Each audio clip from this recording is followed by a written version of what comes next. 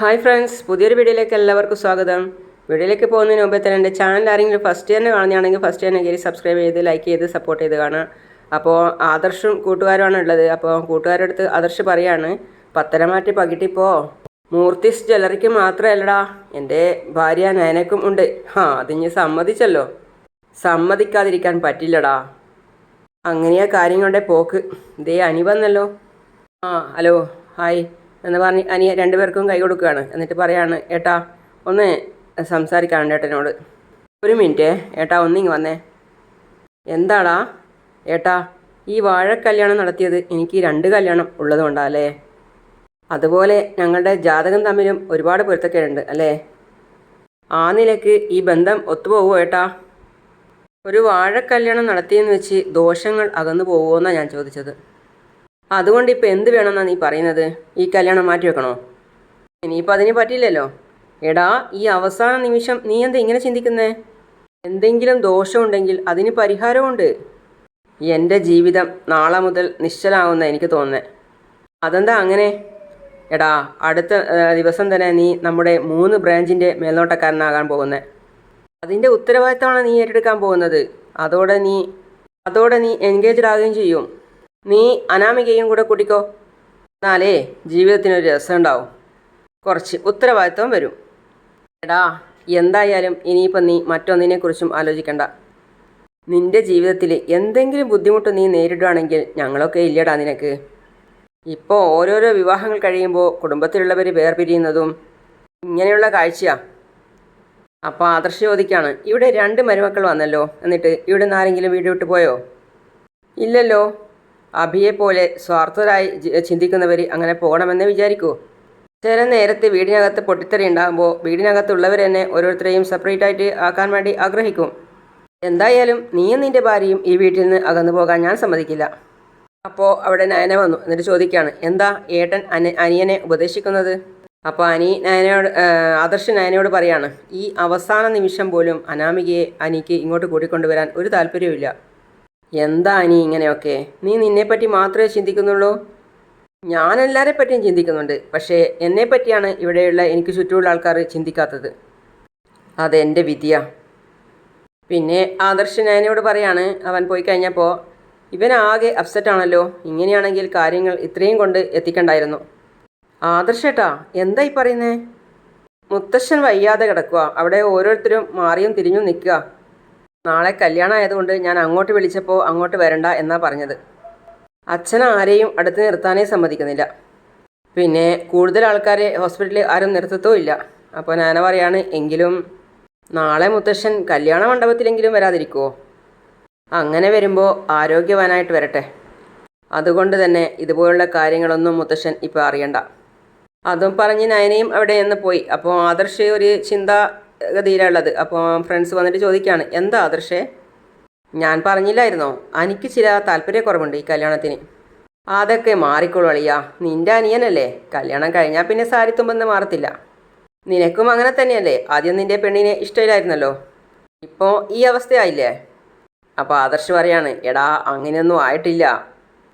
ആ രീതിയിലുള്ള നിങ്ങൾ പറയുന്ന പോലത്തെ ഒരു പെൺകോന്നലല്ല ഞാൻ. ഇനിയിപ്പോൾ ഞാൻ അങ്ങനെ ആകാനും പോകുന്നില്ല.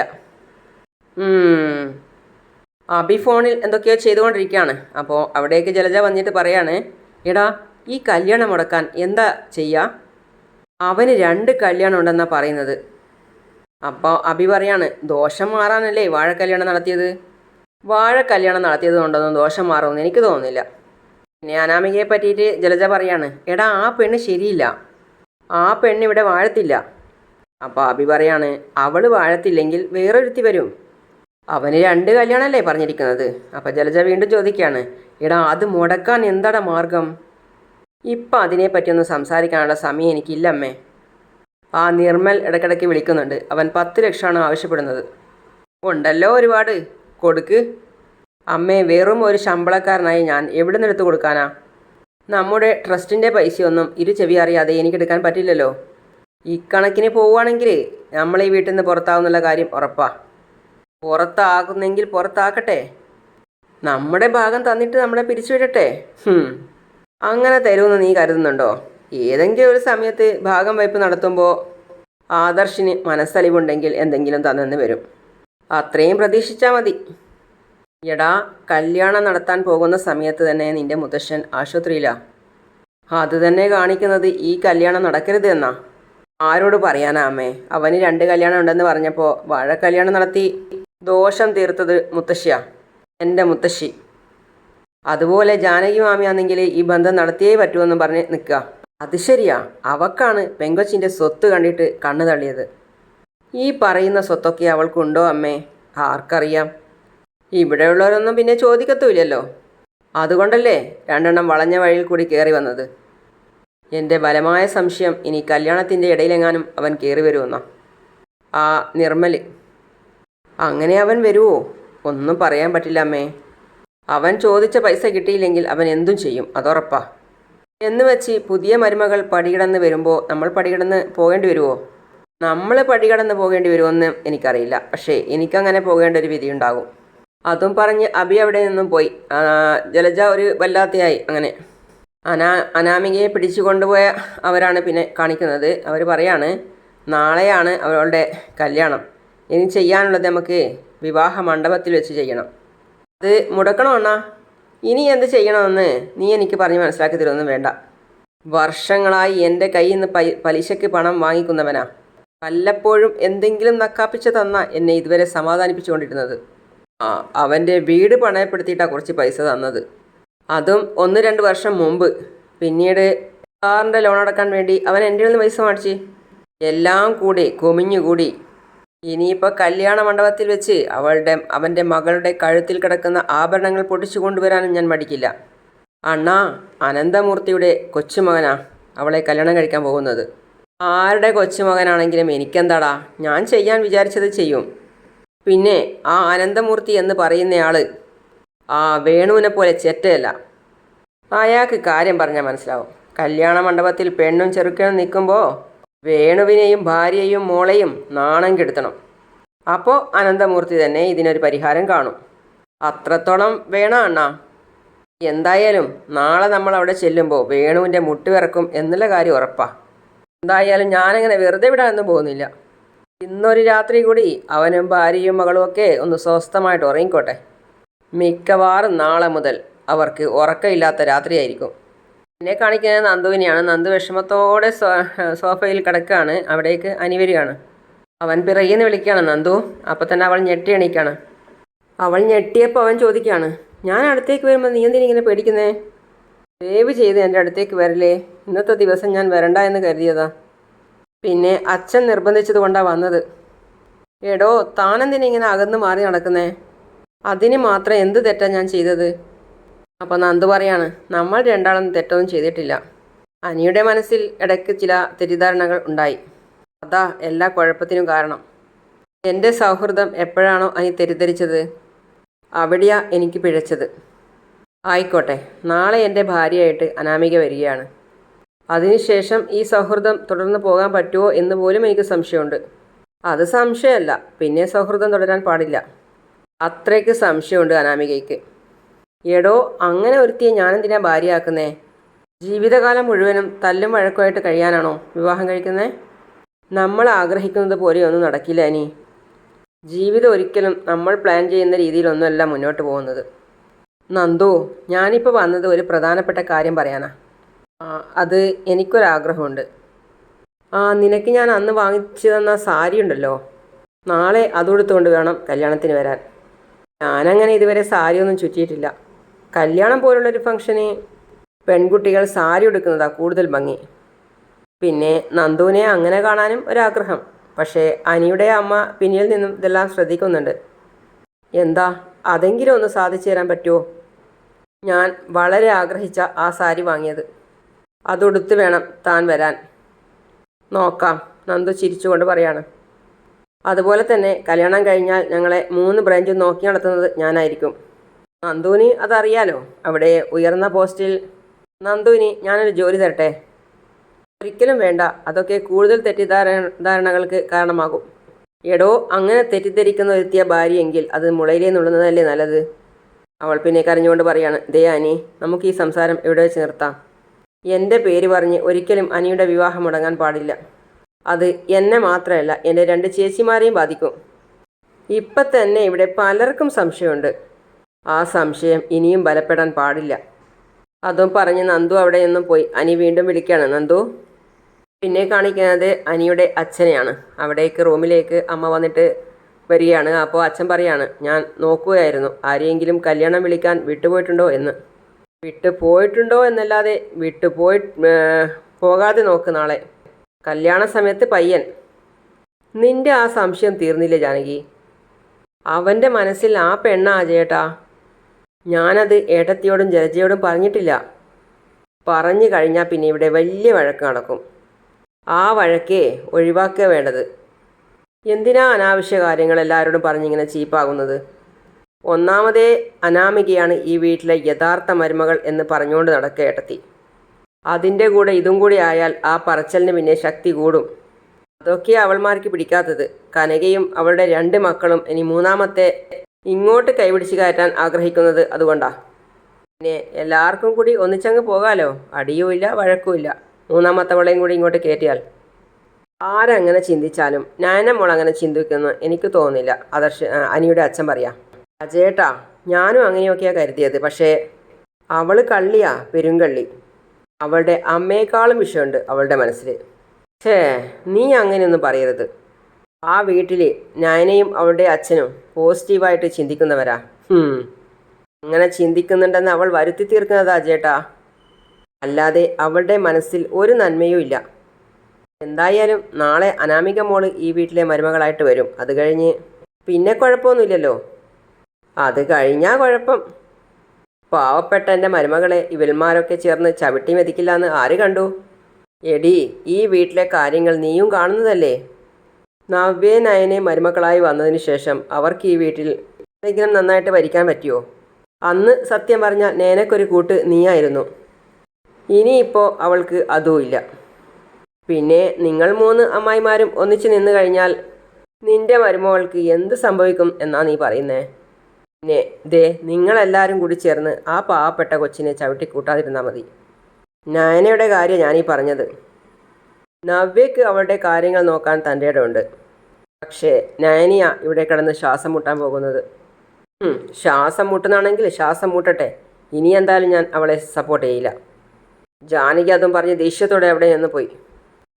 പിന്നെ കാണിക്കുന്നത് അനാമികയാണ്. അനാമികയും അവളുടെ അച്ഛനും ഫുഡ് കഴിച്ചുകൊണ്ടിരിക്കുകയാണ്. അപ്പോൾ ആലോചനയിലാണ് അനാമിക ഉള്ളത്. അപ്പോൾ അച്ഛനൊന്ന് നോക്കുകയാണ്. എൻ്റെ അമ്മ ചോദിക്കുകയാണ്, മോളെന്താ ആലോചിച്ചുകൊണ്ടിരിക്കുന്നത്? മോള് സ്വപ്നം കണ്ട് തുടങ്ങി അച്ഛൻ പറയാം.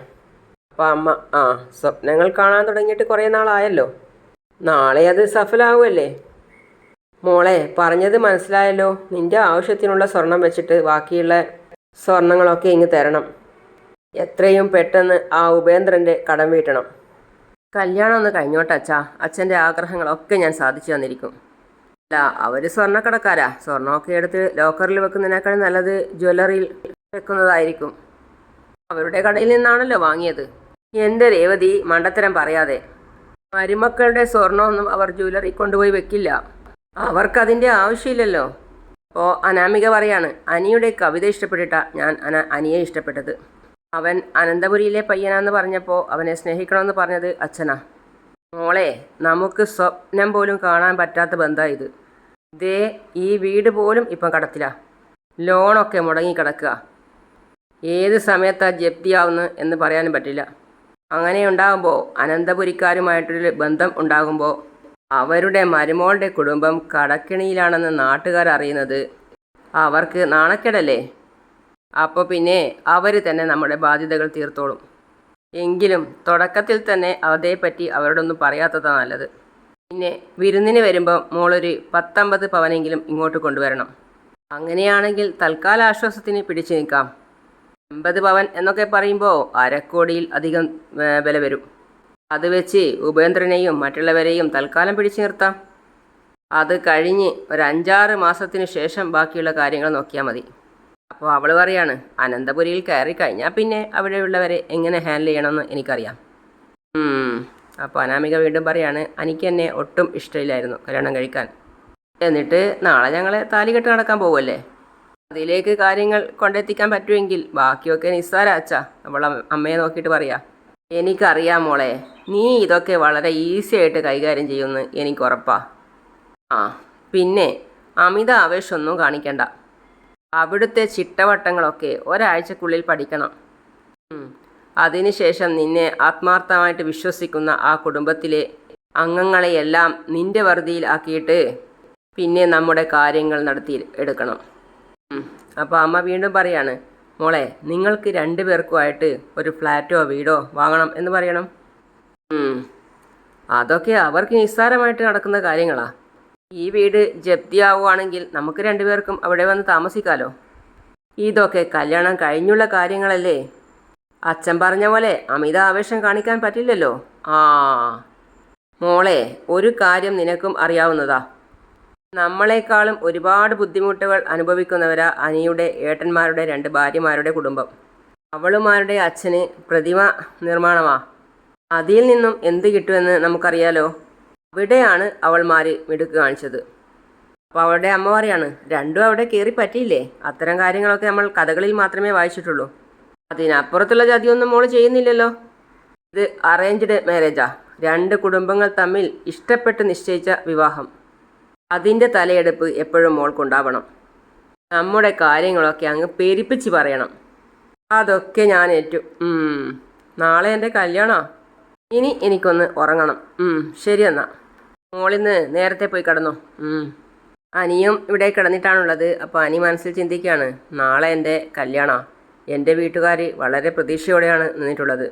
പക്ഷേ അവൾ നവ്യേടത്തിയെ പോലെ ക്യാരക്ടറില്ലാതൊരു പെണ്ണാണ്. നവ്യേടത്തി ഇപ്പോൾ മാറാൻ ശ്രമിക്കുന്നുണ്ട്. പക്ഷേ അനാമികയെ കൊണ്ട് അതിന് കഴിയുമെന്ന് തോന്നുന്നില്ല. ഞാൻ ഈ കിടന്നിടത്തുനിന്നും എണീറ്റ് ഇരുന്നു. എന്നിട്ട് പിന്നെയും ചിന്തിക്കുകയാണ്, വിവാഹത്തിന് മുമ്പേ തന്നെ അവൾ എൻ്റെ മേൽ അധികാരം സ്ഥാപിച്ചവളാ. അപ്പോൾ പിന്നെ വിവാഹശേഷം പറയേണ്ട കാര്യമില്ലല്ലോ. വല്ലാത്തൊരു പരീക്ഷണമാണ് എനിക്ക് മുന്നിൽ. ഇതെങ്ങനെ തരണം ചെയ്യും എന്നെനിക്കറിയില്ല. നന്ദുവും ഉറങ്ങാതെ ഓരോന്നും ആലോചിച്ച് കിടക്കുകയാണ്. നാളെ അനിയുടെ വിവാഹം കഴിയുന്നതോടെ മെല്ലെ മെല്ലെ എൻ്റെ മനസ്സിലെ ഭാരം ഒഴിഞ്ഞു പോവുമായിരിക്കും. അതിനുശേഷം അനി എന്നെ സുഹൃത്തായിട്ട് കാണുമെന്നുള്ള കാര്യം ഉറപ്പാണ്. അങ്ങനെ പോട്ടെ കാര്യങ്ങൾ. പക്ഷേ നാളെ അവരുടെ താലികെട്ട് കണ്ടുകൊണ്ട് നിൽക്കാൻ പാടാ. അപ്പോൾ അവളുടെ അടുത്ത് നന്ദു വന്നു. എന്നിട്ട് പറയാണ്, നിൻ്റെ മനസ്സിൻ്റെ വേദന നീ പ്രാർത്ഥിക്കുന്ന ദൈവങ്ങൾ അറിയുന്നുണ്ട്. എനിക്ക് 2 വിവാഹമാണ് പറഞ്ഞിരിക്കുന്നത്. നാളെ നടക്കുന്ന വിവാഹം ഒരു തകർച്ചയാണെങ്കിൽ എന്തായിരിക്കും നിൻ്റെ നിലപാട്? അനിക്കും അനാമികയ്ക്കും പിരിയേണ്ടി വന്നാൽ അനിയെ രക്ഷിക്കാൻ വേണ്ടിയിട്ട് നിനക്ക് വേണമെങ്കിൽ അനിയുടെ കൂടെ ജീവിക്കാൻ നോക്കാം. പക്ഷേ അപ്പം നിനക്ക് അനിയൊരു 2ാം കെട്ടുകാരനാണെന്ന് ഓർമ്മ വേണം. അതും പറഞ്ഞ് അവൾ പോയി. അപ്പോൾ നന്ദു പരക്കെ നോക്കുവാണ്. നന്ദു വല്ലാത്തൊരു ശ്വാസം മുട്ടലോടെയാണ് അവിടെയുള്ളത്, നാളത്തെ കാര്യം ചിന്തിച്ചിട്ട്. അങ്ങനെയാണ് ഇന്നത്തെ ഭാഗം അവസാനിക്കുന്നത്. അപ്പോൾ പുതിയ പുതിയ വിശേഷങ്ങളുമായിട്ട് വീണ്ടും കാണാം. അപ്പോൾ എൻ്റെ ചാനൽ ഇതുവരെയും സബ്സ്ക്രൈബ് ചെയ്യാത്ത കാണുന്നവരാണെങ്കിൽ സബ്സ്ക്രൈബ് ചെയ്ത് ലൈക്ക് ചെയ്ത് സപ്പോർട്ട് ചെയ്യുക കൂടി ചെയ്തിട്ട് കാണാം. അപ്പോൾ അടുത്ത വീഡിയോ ആയിട്ട് ഞാൻ ഉടൻ വരുന്നവരേക്കും സീ യു ഓൾ.